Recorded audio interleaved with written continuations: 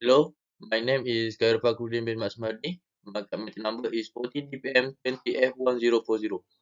Now, I want to present about international business, what New Zealand have done with another country, about exporting and importing. As we can see, the graph show New Zealand export in 2020 by country. New Zealand has a large cooperation with China, with total export from the country amounting about 10.7 billion USD, and followed by another country, Australia, USA, Japan, Korea, United Kingdom, Asia, Hong Kong, Singapore, and Indonesia. The graph is descending. It is from the data have been we collected. Is New Zealand export in 2020. You can see what New Zealand need for their country. This graph shows New Zealand import in 2020 by country. Here you can see uh, New Zealand still make a good cooperation with China with amounting 8.3 billion, followed by other country, Australia, USA, Japan, Korea, Germany, Thailand, Malaysia, Singapore, and United Arab Emirates. Uh, Here, New Zealand make international business with our country too, Malaysia. Maybe they need rice, palm oil, petroleum, and other than that. This is the data what New Zealand import in 2020 for their country. Here, New Zealand make biggest transaction too for their importing. Hi, my name is Nasija Liza. I will explain about the types of economy, political environment, and the legal in New Zealand. New Zealand types of economy is a market economy, and most of the employed citizen at New Zealand work in field of service, industry, and agriculture. Okay, for the next point, for the political environment, the government of New Zealand consists of a democratically elected House of Representative that usually use the strong of 120 members, and it is a single chamber of the parliament in that there is no upper and lower house. In New Zealand, the elections are free and fair to the all citizens and can start it go to vote by age 18 years old above. In addition, the Queen of England is the constitutional head. The Governor General is the Queen representative in her absence and has all her power. The legal system in New Zealand, they are using the independent judge. They are not elected to their role.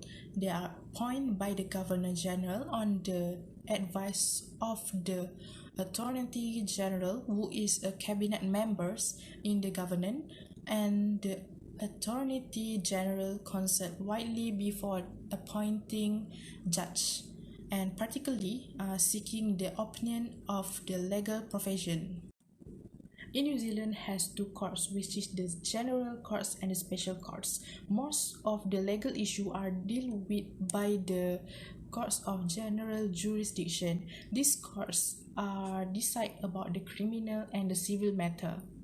Office of the Ombudsman. If you have problem with the local or central government agency or want to request any official information, the Office of the Ombudsman may be able to help. The juries. In New Zealand, juries are generally only used for the serious criminal cases. The only civil cases where juries are commonly used are defamation case.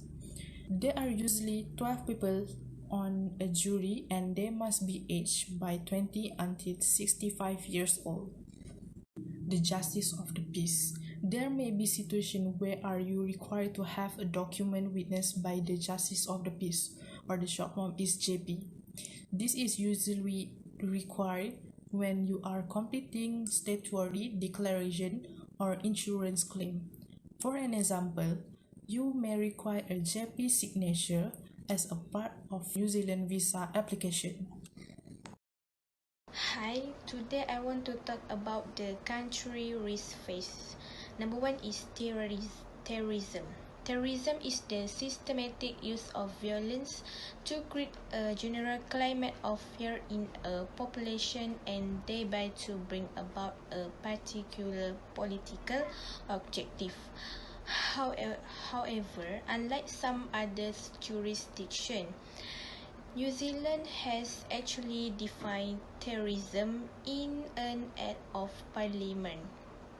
In New Zealand or elsewhere, as an act that is carried out for the purpose of advancing on ideological, political, or religious causes and with the following intention, like to induce terror in a civilian population, or to unduly compel or to force a government or an international organization to do or abstain from doing ending it.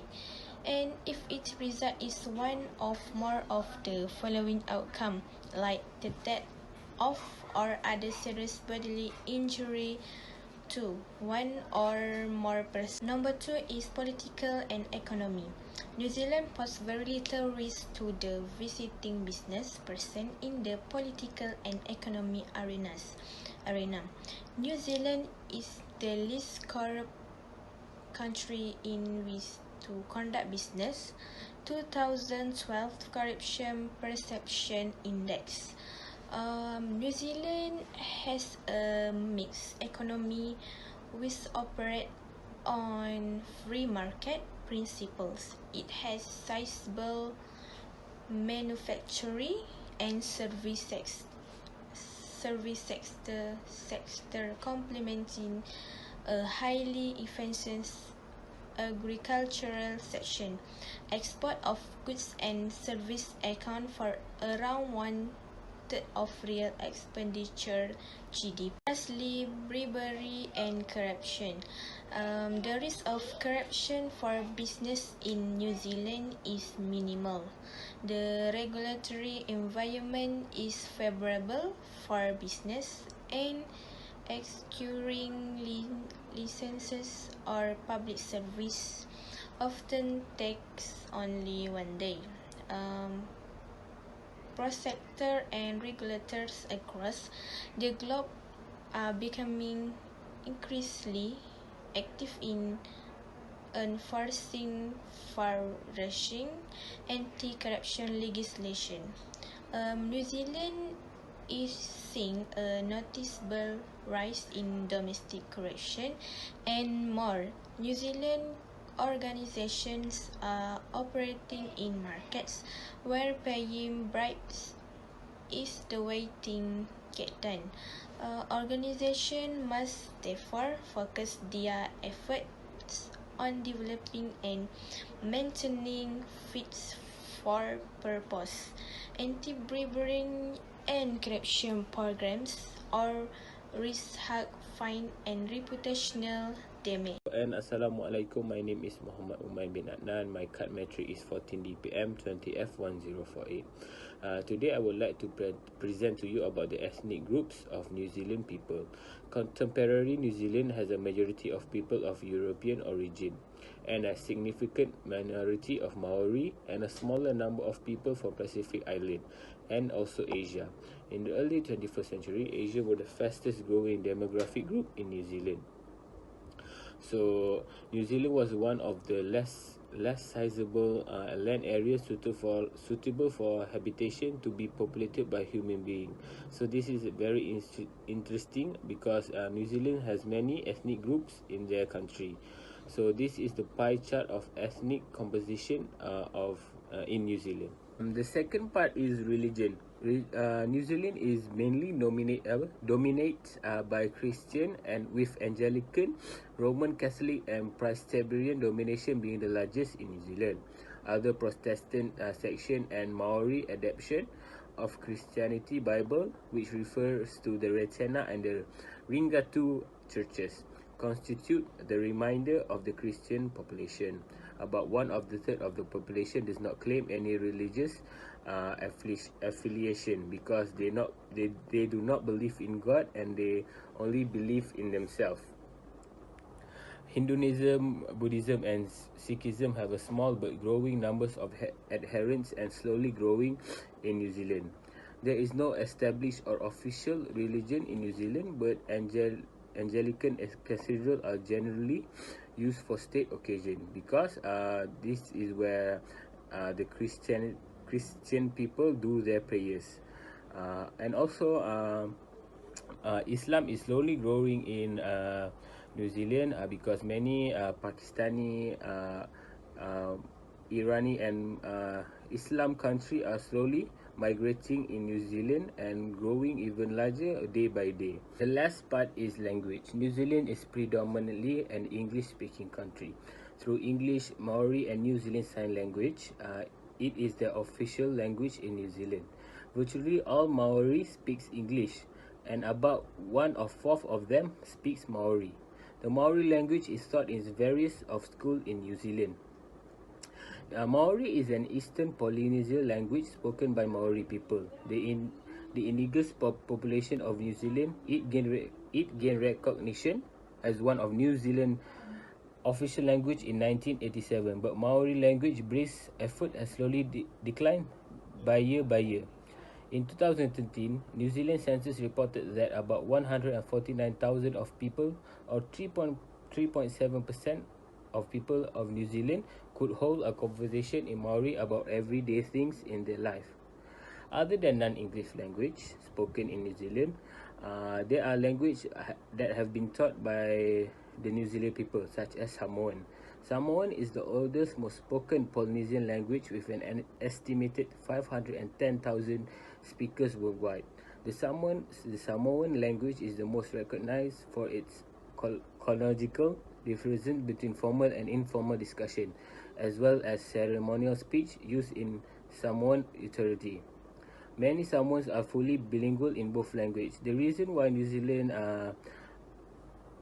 taught Samoan language is because this language is very soft spoken and very easy to hear in your ears. Other than that, Hindi and Mandarin Chinese are also taught in New Zealand. So today I would like to present about the dimension culture according to Horsfield, cultural dimension in New Zealand. So the first one is power distance. New Zealand scores very low on this dimension. Within an organization, hierarchy is established for convenience. Superiors are always accessible and managers rely on individual employees and teams for their expertise.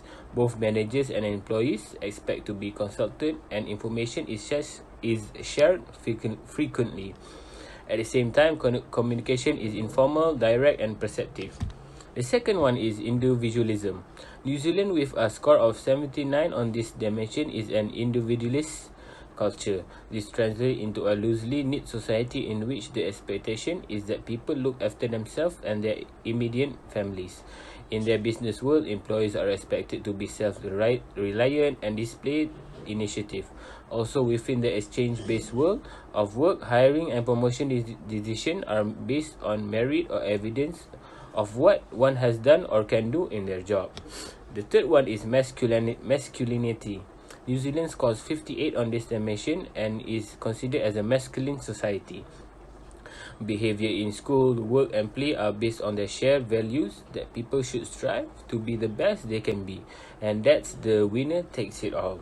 New Zealanders are proud of their success and achievement in the life, and it offers a basis for hiring and promotion decision in the workplace. Conflicts are resolved at the individual level and the goal is to win, such as the rugby team in New Zealand, which are very top in their world. Hi, today I want to talk about this part. So, next, long-term orientation. New Zealand is shown to be a normative country. People in such societies have a strong concern with establishing the absolute. True, they are normative in their thinking. They exhibits great respect for tradition, a relatively small propensity to save for the future, and a focus on achieving quick result.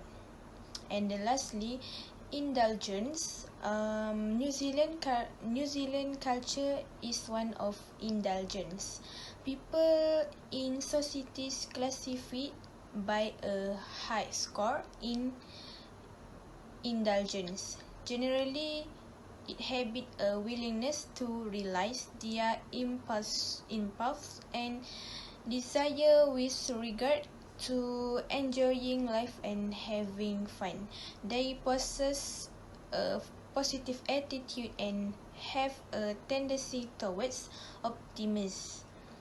In addition, they place a higher degree of importance on leisure time as they please and spend money as they will.